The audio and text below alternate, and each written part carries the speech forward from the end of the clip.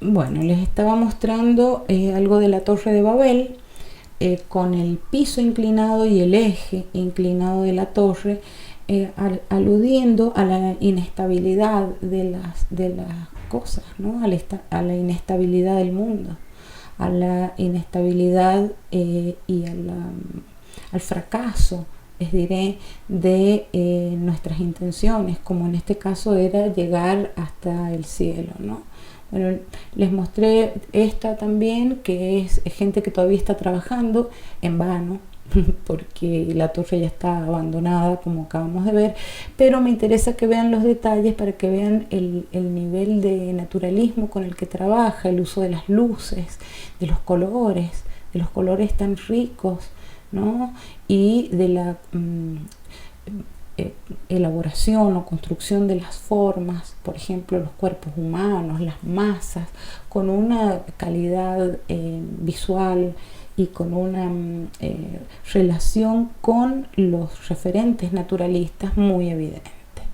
Bueno, acá tenemos otra obra del mismo estilo, les diré, que se llama El Camino al Calvario, en el que es el momento en el que va Cristo a que lo crucifiquen. Nuevamente podemos ver un paisaje naturalista con todos los detalles. Fíjense el manejo de las luces y de los distintos materiales, ¿no? Tanto la piedra como las plantas, las nubes, los pájaros negros ahí dando vueltas alrededor de otro círculo que es a donde van a crucificarlo a Cristo, ¿no? Pero nuevamente hay una gran cantidad de escenas superpuestas, de escenas o partes del relato, a la manera del medioevo. Lo que pasa es que en el medioevo tienen una sucesión de hechos y acá están todos juntos en un solo momento, ¿no? No son momentos distintos que se van sucediendo uno al otro y uno va leyendo, digamos, como en una historia, sino que acá todo sucede a la vez con personajes que van del muy primer plano, donde está la Virgen con la Magdalena que están llorando, a un infinito que se da por estas, aquí está marcado por una de las diagonales, ¿no? Hacia donde va a ir a enterrarse Cristo. Ahora, ¿a dónde está Cristo? ¿A dónde está Cristo? Porque en este montón de gente habría que buscarlo. En una pintura renacentista, por ejemplo, o inclusive medieval, estaría en el primer lugar, porque o por la perspectiva jerárquica o por la centralidad del tema, Cristo estaría en el primer lugar. Bueno, acá se encuentra ahí Cristo. Fíjense que está confundido en el conjunto de las personas, es decir, que es uno más, y más bien parecen acciones de, ¿cómo les diré?, caóticas, de confusión de todo lo que está pasando en el lugar. Viendo de cerca, nuevamente, para que vean que es un tipo de obra lineal, con los contornos bien definidos de todas las personas, y a la manera del Renacimiento, tanto lo que está en la lejanía como en la cercanía tiene el mismo foco, les diré. Las figuras están tratadas con una minuciosidad propia del arte nórdico y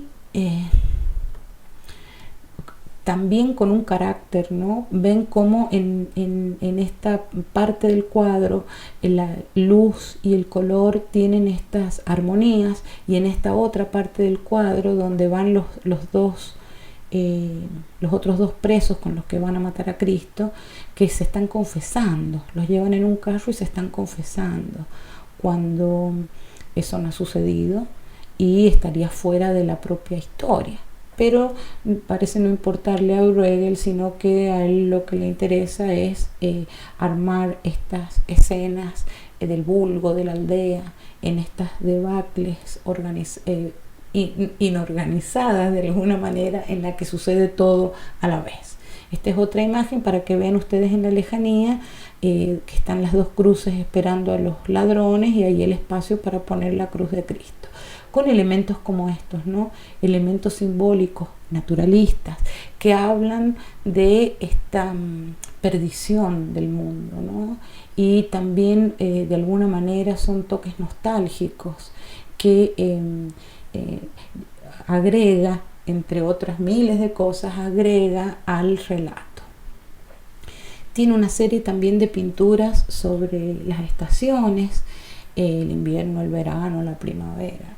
Bueno, y a la vez, entre ellas hay una que se llama Los cazadores en la nieve, que si miramos vamos a encontrar nuevamente todas estas características propias del manierismo nórdico o del manierismo flamenco que ya les dije. Las primeras, las figuras importantes están cerca del primer plano, nunca en el centro, ¿sí?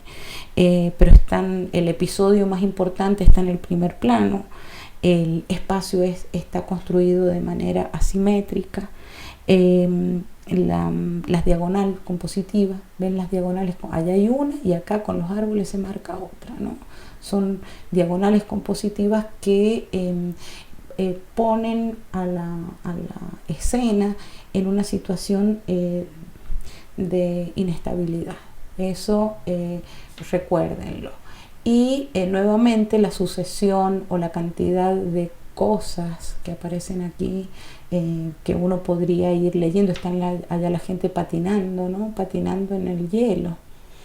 Y también tiene esta imagen, este carácter de apocalíptico, ¿no? Como de nostalgia del mundo, no solo por los colores, sino por la composición y por el frío y por estos personajes oscuros que van con sus perros, ¿no? Es una sensación apocalíptica que tienen algunas obras o el destino fatal o lo que no tiene remedio, ¿no?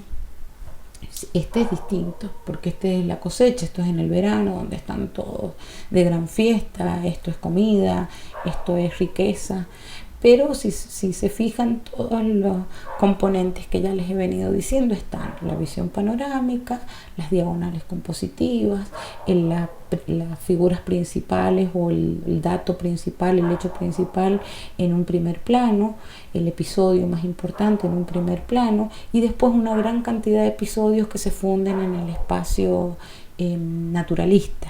¿Sí? Entonces, por allí uno podría, en este caso, no ver el manierismo, sino el naturalismo de esto, ¿no? Pero el manierismo está en todas estas cosas que les vengo mostrando. La boda campesina es otra obra muy interesante. Yo creo que este tipo de obras les vienen bien a los antropólogos, a los historiadores, porque está descrita una fiesta o una boda con tal nitidez y con tanto detalle, ¿no? De cómo serían. Fíjense que están como en una especie de establo, compuesto por supuesto con una línea oblicua. Hasta el perro está comiendo ahí de las migas que hay en las mesas. Están sirviendo la comida y se puede ver cómo era el ropaje, como una especie de instantánea de las festividades de esa aldea, ¿no? Esta es una obra pintoresca que está realizada con un tratamiento lineal, con un estudio de luces y sombras observados de la naturaleza, con una luz que en general parece una luz natural. En este caso no les da el sol directamente, pero es una luz natural en la que se relata una festividad, una actividad que en este caso no tiene nada de irónico ni de sarcástico, como hemos visto en las obras anteriores. Bueno, acá tienen un grabado también hecho por él que relatan las actividades populares, digamos, del pueblo en el verano. Y les voy a mostrar por último esta obra, que es una obra muy, muy dura, que se llama La parábola de los ciegos, que antes de que les lea yo la parábola, ustedes ya sabrán de qué se trata, que van un conjunto de ciegos, que son estos personajes miserables, ¿no? Imagínense que Bronzino o Parmigianino, con esos altísimos niveles de elegancia de las cortes italianas, de las cortes florentinas, jamás van a pintar a estos personajes miserables del pueblo, ni van a tener este grado de pintoresquismo. Sin embargo, esta es una obra tremenda, porque tienen un destino fatal, digamos, vienen en un eje constructivo diagonal en camino al pozo, ¿no? En camino al pozo, en un paisaje naturalista, inclusive los personajes son naturalistas, pero el destino es fatal, ¿no? Van a la caída directamente. La parábola es esta. Dice, es Jesús el que dice, según Mateo, ¿no? Dejadlos, son ciegos que guían a ciegos, y si un ciego guía a otro ciego, los dos caerán en el hoyo. Eso es lo que dice la palabra de Mateo, según Mateo lo que dice Jesús, y es aquellos que están confundidos y que siguen a alguien que o miente o está equivocado y que son necios. En este caso son ciegos que no pueden ver. Entonces hay un grado simbólico allí, catastrófico también, sarcástico, ¿no? Porque no es, es como una especie de mirarnos en un espejo cuando hacemos estas cosas.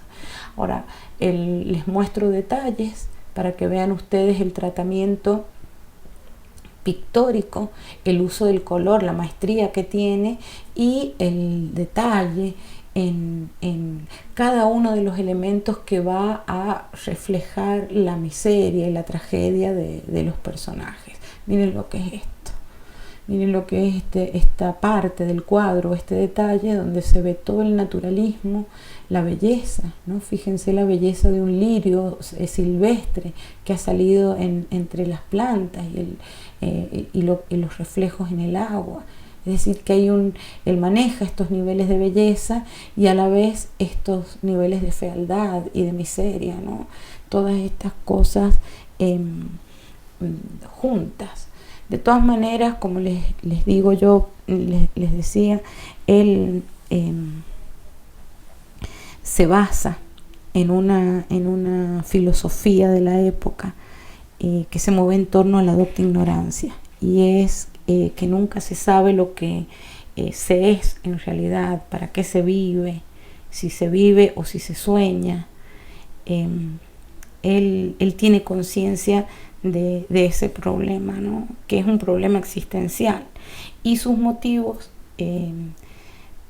más decididamente manieristas se manejan en el en la frontera entre dos mundos, entre la devoción y la ironía, entre lo trivial y lo sagrado, y además él se amiga consigo mismo con esto, ¿no? Él se amiga con él mismo, a diferencia, y aúna todas estas cosas en este concepto de entre. Él se amiga porque, a diferencia del resto de los manieristas que nunca logran conciliar este mundo caótico, ridículo, desacatado, desgobernado, extravagante, nunca logran aceptarlo. En cambio, en este caso lo resuelve, por decir, de alguna forma lo resuelve. Eso es lo que tenía para mostrarles de Bruegel.